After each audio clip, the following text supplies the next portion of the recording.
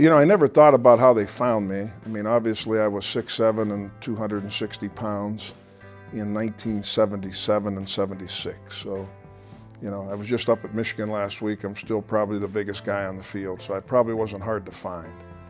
But I remember my sophomore year, the first letters starting to come, and I think one of the first ones was from Duke, and my mother gave it to me, and then they started coming. But that whole process was really cool. I remember keeping I wish I still had all those letters. And once again, it was part of the light bulb going on process for me.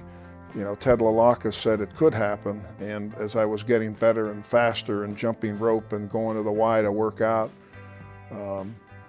good things were beginning to happen. But so the letters started to come. Teachers would come and get me out of class and say, Woody Hayes is here and he would like to see you.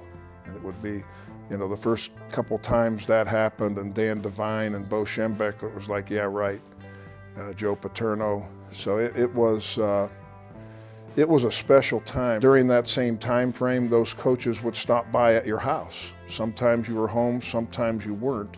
And in talking to Bo Schembechler after the fact, it was as much to get a handle on what kind of kid you were getting. So from an athletic standpoint, you have the size, you have the speed.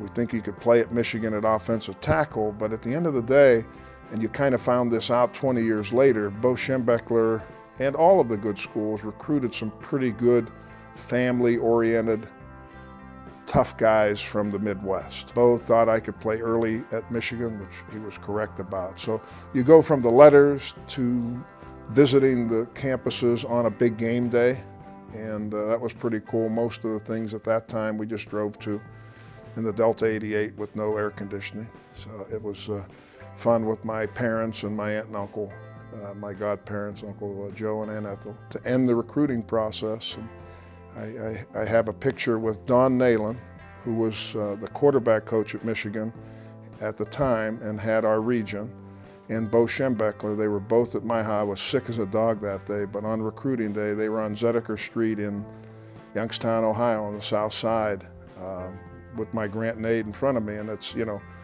you're 17, 18 years old, you don't make a lot of good decisions. That was a good decision for me.